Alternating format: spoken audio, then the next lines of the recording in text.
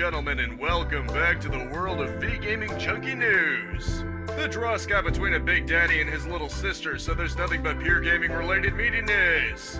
It is all about the electronic good stuff as we dive deep in all that's new in the various interactive virtual worlds. So stop me if you've heard this one before. A big corporation's lawyers abuse the copyright system to bypass fair use and get YouTube to take down videos they don't like. In other news, the sky is still blue during an uncloudy day and water will still get you wet on contact. This time, it's Mattel's lawyers seemingly doing this. This is over upcoming toys related to Jurassic World Dominion and information revealed in them that apparently wasn't supposed to be revealed yet. You may be thinking maybe the toys were acquired illegally, maybe an employee leaked pictures or someone just stole something somewhere. Nope, it was done with toys you can actually buy in China or from a US store. In other words, they messed up and their lawyers are actually trying to destroy people's channels and websites over their error. That's a great way to get Jurassic Park Dominion associated with something positive, isn't it? Abusing copyright to destroy people for talking about actually released toys. Mattel, I'd suggest getting this overzealous legal team under control because it's going to kill all the goodwill and free advertising you've been enjoying over the years. I don't exactly head a large company over here, so I'm sure what I say matters for Jack, but internal crap like this can destroy giants. You can always just ask Rome how well that worked out for them. So Bowser was sentenced to over 3 years in prison for hacking the Nintendo Switch. No, Bowser hasn't become self-aware and started hacking his own game, that's just Monica. A man named Gary Bowser was sentenced to 40 months in prison after he pled guilty to piracy charges according to Game Informer. He charged money for these services and Nintendo actually got the US government involved over it. Max Loron and Wanning Chen were likewise arrested, each on 11 felony charges. Being more specifically with piracy in mind and charging money for it is probably what separates from other homebrew efforts. The article mentions that sentences haven't exactly been decided for the other two yet, but Nintendo probably isn't going to go too easy on them. They've been pretty aggressive about protecting their intellectual property any way they possibly can. While Nintendo isn't the only one their services have targeted, Nintendo has built up a reputation with that kind of thing. You can't even make a free fan game without their lawyers threatening you. What makes you think you can sell a piracy service and get away with it? This isn't exactly Super Mario Bros. Here, where the guy named Bowser just gets a slap on the wrist for his offenses. And so, surprise, surprise, another game is being censored on PlayStation. Martha is Dead will be cleansed of its, quote, potentially discomforting scenes and themes that may distress some players. While this may sound overly broad, and it is, I can't say I'm too surprised. For my second Doki Doki Literature Club reference this video, Plus on PlayStation had its blood censored. No, I'm being serious, there was actually a stabbing scene that had the red blood changed black. After that, nothing Sony can possibly enforce censorship on will ever surprise me anymore. It's like they reverted to NES-era Nintendo where they feel they must protect customers from themselves. I strongly urge you not to buy the PlayStation version of these games if you want to send a clear message to Sony. If it's available on literally any other system and you have said system, you should get that version instead. Even Nintendo is far more relaxed with third-party games than Sony is. They may have localized changes for their own games sometimes, but their primary rule for third-party is basically be rated and not AO rated. Even Xbox and most PC storefronts have that rule, so it's understandable. Sony will only get worse until this actually starts to hurt them financially. You have far more power than you may think. Vote with your wallets. And so, surprise, surprise, the audience score of a movie is completely counter to that of the critics.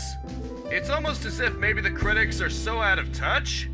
No, it must be the fans who are wrong, because we're perfect deities whose opinions are the absolute authority. All joking aside, the Uncharted movie is one such example. As of yesterday, when I typed and recorded this, it has a critic rating of an abysmal 40%, while audience has a 90% score. Honestly, with how much professional critics as a whole can be trusted nowadays, that sounds like a pretty glowing recommendation to me. Really though, there's only one way to know for sure if a movie's going to be good, and that's to watch it yourself. You shouldn't let someone else decide whether you'll like something, and I say that as someone who reviews games on the Thursdays he's not doing these news videos. Shameless plug aside, it seems this Uncharted movie is quite good among the common people, so I'll have to watch it sometime. Who knows, maybe I'll review it on this channel if anyone would actually be interested in my opinion on things like that. While I'm not saying all professional critics should be ignored or that all user reviews should be taken as gospel, I am saying to be skeptical of things like this. You can use them as a general guide, but you should decide for yourself and enjoy what you will enjoy without shame. So if you have a Wii U or a 3DS and there's anything you want to buy on it, you'd better do while you still can. As of March 2023, both are having their eShops shut down permanently. As of August 29th of this year, you won't be able to add funds to your accounts, so you should also keep that in mind. You at least have until next year to spend it, but you'd better act while you can. Obviously, you'll still be able to redeem things you already bought and re-download things you deleted. There's no date on how long that will last, just through the foreseeable future. Probably not a big surprise they'd be shutting down eventually, since the Switch has made them both redundant for quite some time now. Still, the 3DS was a good system, and the Wii U, while very rough, wasn't too bad either. May they both rest in peace, and may history be a little kind on them, even if they weren't the hot sellers the DS and Wii were. And speaking of shutdowns, Bethesda's shutting down their launcher. Honestly, it might just be for the best. Unlike the Epic Store that continues to give out free games every week, which I outline in the release date section of these videos by the way, no real benefit I saw to Bethesda's own launcher. Fallout 76 was exclusive to it, but not only did that fail to attract people because of how infamous it is, but it eventually went to Steam anyway. Bethesda seems to have embraced that approach for everything now, since there's now a process to get game saves and other forms of progress over to Steam. It starts on April, and games on Bethesda's launcher will remain playable up through May. Definitely for the best. The launcher actually seems fairly buggy compared to Steam. I know it's Bethesda, so bugs kinda come with the territory, but still. I tried to log in just earlier after confirming it's both the correct username and password, and I got an error about an invalid login, and I'm not the only one with that problem either. Took me a while to finally get through. I would say maybe this will get others like Ubisoft to also consider a shift back to Steam, but maybe not. And so Netflix has announced a Bioshock movie. I want to be excited, but I have every reason to believe it's probably not going to be that good. Given the kind of ideologies that play throughout this game, I can't imagine it's going to hold up too well. Especially Frank Fontaine's tactics and him being the villain, that just doesn't seem like it's gonna make it through modern writers without being mercilessly butchered. I'm sorry to come across as cynical, I want it to be great, but I have to be realistic too. I guess all I can say is, Netflix, would you kindly make it good and have it do justice to the original? Would you kindly not butcher the message that extremism of all kinds is a pathway to destruction? That's all I'm asking for. I don't think I'm asking for a whole lot here. We'll see how it goes, but just don't get your hopes up is what I'm saying. And so Resident Evil 4 is being remade. Probably not too surprising, even though I wouldn't really say it was all that necessary. With a few exceptions, the game has held up really well since it marks the shift to the over-the-shoulder camera.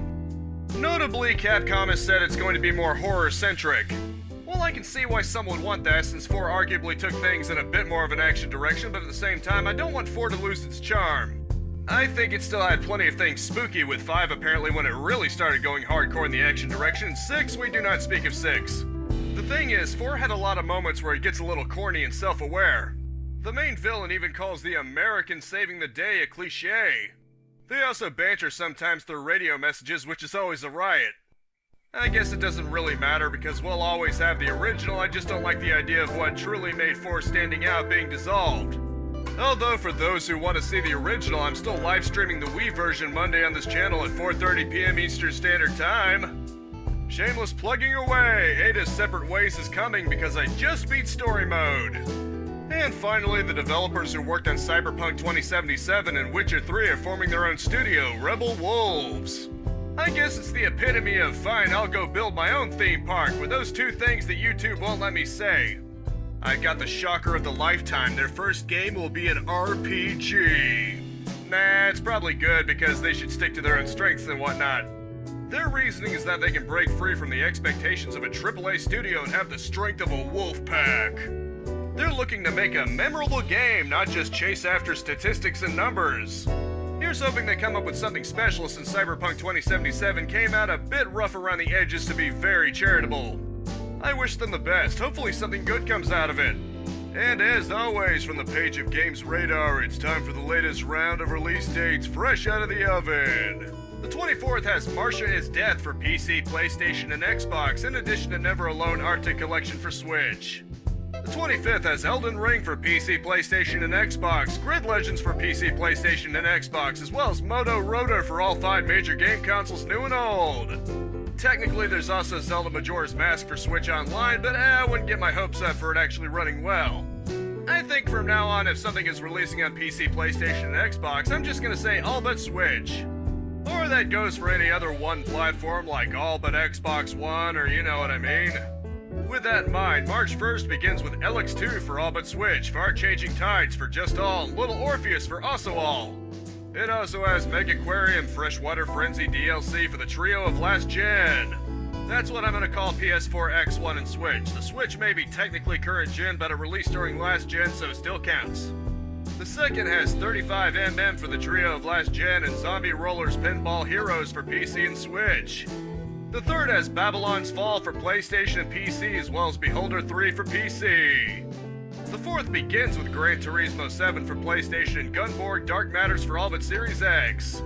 It tops out with Music Racer Ultimate for the 2 newbies and Triangle Strategy for Switch. The 10th begins with Assassin's Creed Valhalla Dawn of Ragnarok DLC for all but Switch, Distant Worlds 2 for PC, as well as Submerged Hidden Depths for all but Switch. Finally, Time Loader for the trio of last gen and Workshop Simulator for PC, PS4, and X1 round out the 10th. This week's epic freebie until next Thursday is Chris Tales, a classic-style JRPG. And as you may have expected, that rounds out this news week. I hope you all enjoyed and were well enough informed. I still Let's Play every single day, 10 a.m. and 2 p.m, live stream Mondays and Fridays unless otherwise specified via the community tab at 4:30 p.m, and I swap between game reviews and game news videos Thursdays at 6 p.m. Of course, that's Eastern Standard Time. You can always subscribe and wrench smash that bell icon if you don't want to worry about keeping track of time zones. A like is always appreciated for those algorithms, but I just hope you genuinely enjoyed yourself, and that is it for now. Thank you so much for tuning in with me. Spread this video around like ocean water filling every crack in Rapture, and I'll see you next time. Capitalize on life, peace out, have a good one, and I'll see you next time.